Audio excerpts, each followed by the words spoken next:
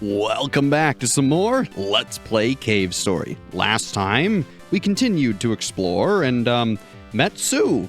After that, we were sent to the bushlands to go find her brother after she was effectively arrested because another Mimiga got confused for her. So, we're trying to help him out and probably save Sue?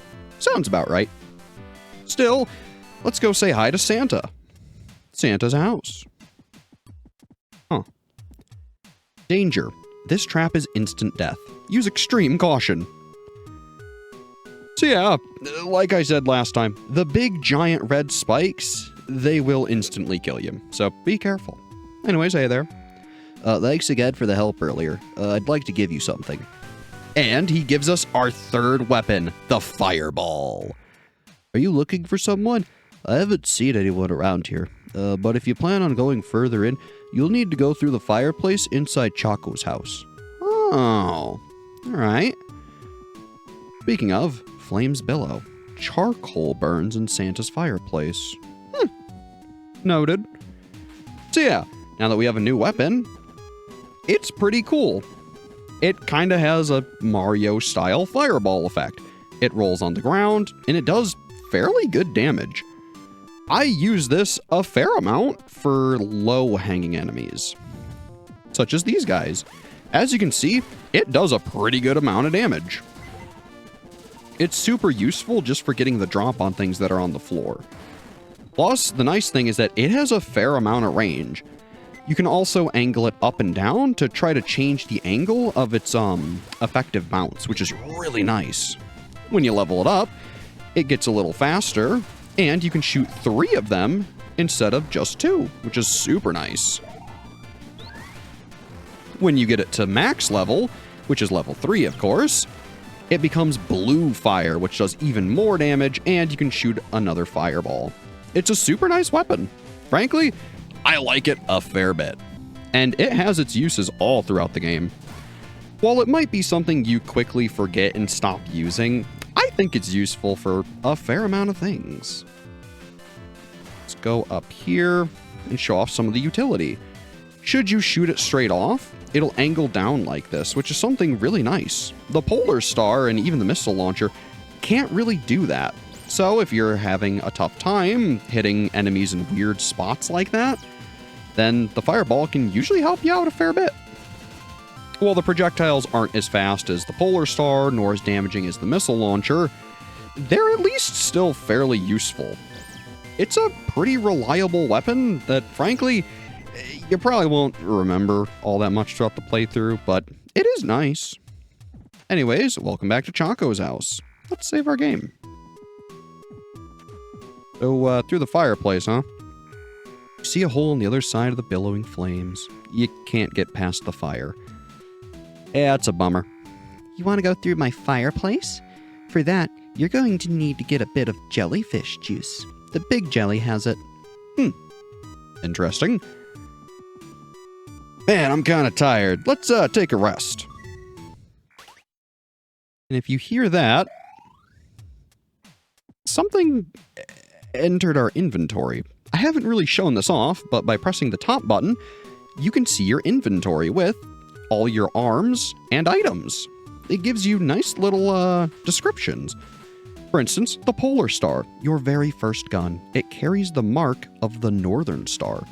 The Missile Launcher, long-range arm dealing big damage. The downside, limited ammunition. Fireball, its projectiles bounce on the ground, quite useful on slopes. These are all true. You can also see things you've collected like the map system, the silver locket, Arthur's key, the ID card, and Chaco's Rouge. Do with that what you will. It's a completely optional item for knowing to sleep on the bed after she walks up to the fireplace. This is the only point in the game you can get it, so if you want it, now's when you grab it. It is not necessary, but it is funny. Otherwise, once you've spoken with her, these jellyfish all spawn. They weren't here before. They're pretty tough. At least, you know, if you get hit by them. They're not exactly aggressive, and their bouncing pattern isn't all that bad. So, I never really struggle with them, though she did mention a big jelly. That might pose some threats. Yeah, man, look how good the fireball is at this point. It's super useful. So yeah, if you remember when we jumped up there to get a life capsule, the big jelly is actually on the ceiling way up top. Now, frankly, in order to deal with him, I would recommend using the missile launcher. Because if you shoot it right, yeah, you can barely hit him. And then usually he gets stuck up there, and you can beat him pretty easy. And obtain the jellyfish juice. Now, as we've known, or well, as we've now figured out, we need jellyfish juice to go through Choco's fireplace. However, it works on other fireplaces too, not just hers. So, let's go back to some of the fireplaces we've seen in the past. Now, if you remember, there was a fireplace back in Mimiga Village as well as Santa's house. So let's hit Santa's first. Let's use the jellyfish juice. There's something within the ashes. We get some charcoal. What are you going to use that charcoal for? Admittedly, I don't know yet, but we can get it, so may as well. You can also refill your missiles here, which frankly is why I would recommend using them on the big jelly. You get a free refill, and you can even save your game, so may as well go guns blazing. That's where, while the missile launcher does have the downside of having limited ammunition, there are so many refills throughout the game that frankly, it's only really an issue mid-fight. So if you're not struggling with things, then frankly, the missile launcher is a fairly great weapon for just clearing out normal areas. It does big damage, it's reliable, there's plenty of refills all over for it. I don't see a reason not to, hoard it. Plus, if you run out of ammo, enemies can drop it for you. It's a versatile weapon that, frankly, I would use a lot more than you think you should. Still, once we get our next jellyfish juice, let's go back to Arthur's house. Hey there, friend. Don't mind me just passing through. Because, if you remember, in the assembly hall, there was another fireplace, which we saw something in it, so we definitely want to check that out. Want to use the jellyfish juice? Absolutely. There's something buried within the ashes. The bubbling. This is our next weapon. It's a bubble gun. If you notice, it has regenerating ammo. It has 100 max, and while you're not using it, it slowly regenerates ammo. Frankly, while this weapon doesn't appear very good, at least at level 1, at level 2, it becomes a rapid-fire machine gun, essentially, and at level 3, it starts doing something really special. So you want to be sure to level this thing up. You'll probably use it a little more than the fireball even. It's a pretty great and reliable weapon, especially for some things coming up. So if I were you, go out of your way and make sure you level that up. The fireball will help you, especially because you can clear out all these little enemies with it if you have it at max level. Now if you notice, the range is horrendous at level 1 and it does exactly 1 damage. I wouldn't really recommend trying to use it to level itself up. Whoops. Maybe also don't get hit by the enemies while you're, trying to level it up. That would certainly help. But like I said, if you do happen to level something down, you can always be sure to just level it right back up. That's the nice thing, is that the only big downside to leveling down is that it inconveniences you in the moment. So long as you're not in a boss fight, it's really not that big of a deal.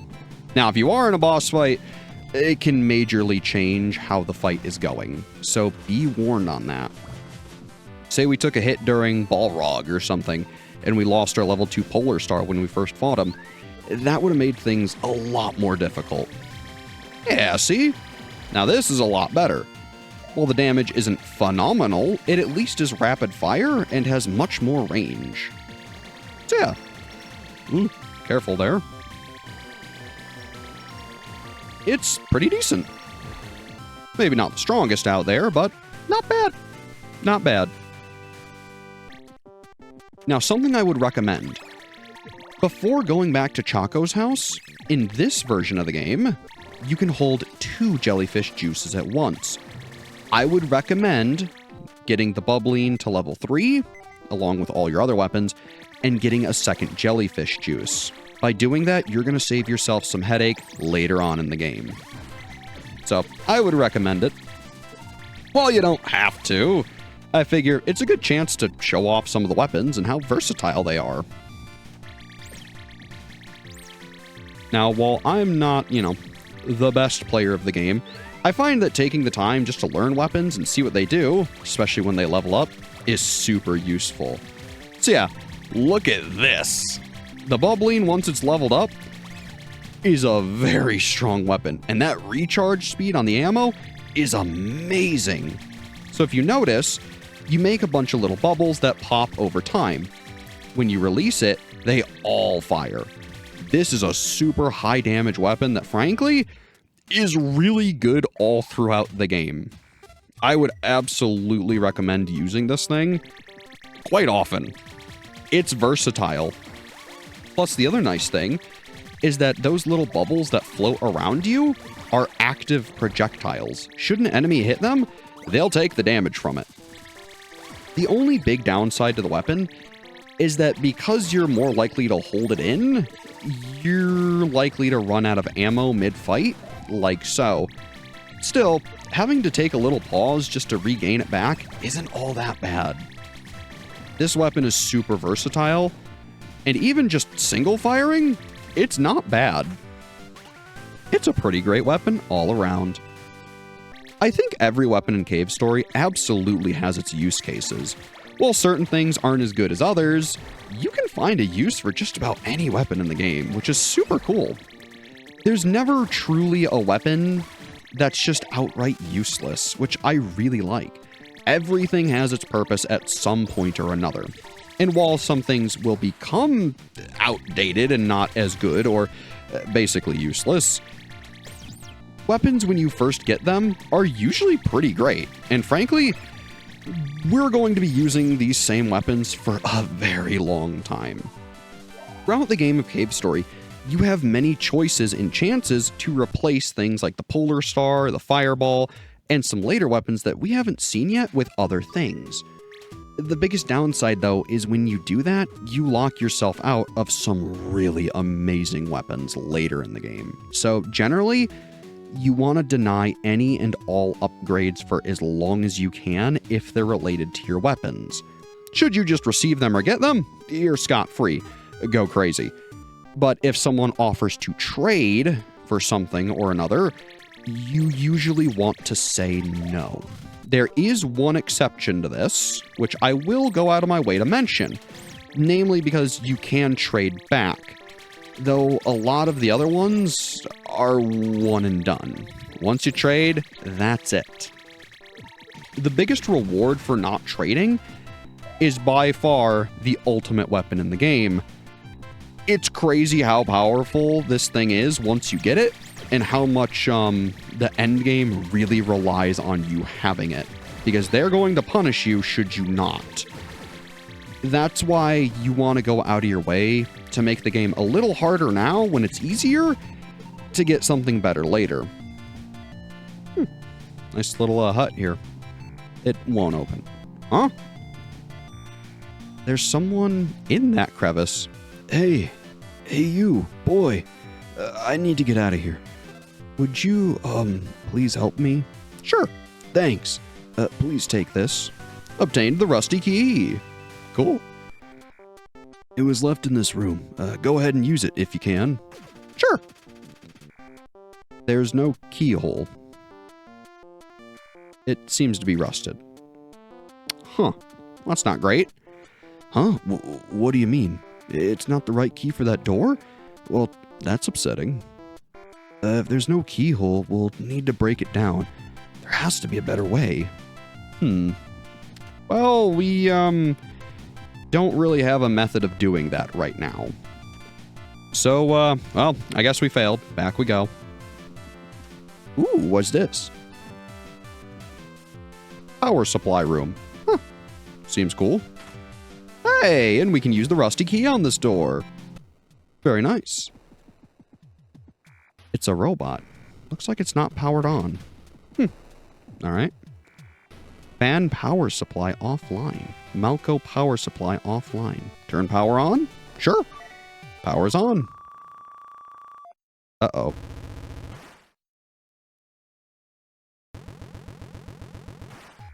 Intruder sighted. Terminate immediately. Oh, yeah! Did you know that the Mimiga I found wasn't Sue? Yeah. Yep. She wasn't Sue. Because of that, the doctor was extremely upset. Miz received quite the beatdown. Pity, since she's just a girl. Well, the master can't be disobeyed, so that's our fate. This time, I'm here to break you for real. Better prepare yourself. For our second fight with Balrog. He's not all that bad this second time around. I would recommend using the bubbling. It offers fairly good damage, and frankly, you can kind of rope him around. The only big downside is these little balls he shoots at you. They can get out of hand quick, so frankly, your Polar Star might be your better bet. The other bad downside to this fight is that because he shoots those little balls... Ooh, I didn't think he would jump like that. He can block your missile shots, ow, fairly easily. Still, we saved the best for last. What are you? Defeated Balrog. So yeah, he does have some mix-ups, as you saw, between jumping around and floating and shooting bubbles. So, be careful. He hurts. And, he leveled down some of our stuff, which is kind of rough. The head's been crushed in. Its body is jammed into the floor. Do you want to pull its body out? Sure, why not? Thank you. You are a good person. And on top of that, so strong. Thank you for saving me. I would like to do something for you to express my gratitude. But with that said, I am only capable of making bombs. You want to open the rusty door? What? Someone is trapped inside. You definitely are a good person. I understand. Let us make a bomb then. We will demolish that door. Please locate the following materials for the bomb: charcoal, jellyfish juice, and gum base. Let us make the bomb once all the materials have been amassed. So, that's why I told you to make sure to grab another jellyfish juice and another charcoal. It'll save you a lot of backtracking, which frankly, not a lot of people enjoy. Still, the fans are on now, which is super useful. Now, because we took some damage in that fight with Balrog, I would recommend being careful here. These white enemies here have a cheeky little quirk to them where once you hit them, they fire a little beam. So be careful on that. It can catch you off guard very easily. Still, when they're not facing you, they're not so bad. So, otherwise, tread carefully. There we go. And then I would like to hit this save point before I progress any further. Whee! Man, those are fun. Sorry, Mr. Frog. Ooh, thanks for the help. But yeah, get a nice little refill, a nice little save. It's good stuff. I would definitely recommend hitting that up after you beat Balrog. Well, he's not the hardest. He might trip you up. Plus, right outside, you can get some pretty good farming in. So, I would certainly recommend it. Ow. Of course, I get tripped up by an enemy I barely couldn't see. Classic cave story. So, hey there. It's rusted, as usual. What? Use a bomb on that door? I guess that's a possibility. So, you're looking for the materials? Did you say gum base? Wait a sec. Take this. Obtained the gum base key. It was hanging on the wall. The word gum was written on it. Sure, it must be related somehow. I'm counting on you, boy. Huh. All right, well, that's convenient. So at this point, I would recommend clearing out all these enemies, making sure all your stuff is nice and leveled up. And let's head on up, shall we? Now, I want to say with the fans, if you hold the jump button, you can get up a little higher than you otherwise normally would. Bushlands hut. Red flower petals litter the floor. But in this treasure chest, you receive maximum missile increase, which is very nice. Oh, goodness. You also find a boss, so be ready for that. Now, if I were you, put your missiles to the test. Yeesh. Yeah. Be careful. I will say I do love the surprise of that, because man, does it throw you off if you're not expecting it. It's so good. Still, nothing too hard. Notably, it's not a boss, though it does play the, you know, like, hard fight music, or I guess the boss music. So yeah, once you get that missile increase, I would recommend making sure your levels are all, you know, in order. And then otherwise, there was something else up this way which we can go grab. Excuse me, Mr. Frog. I have business this way. Whoops. Come on now. There we go.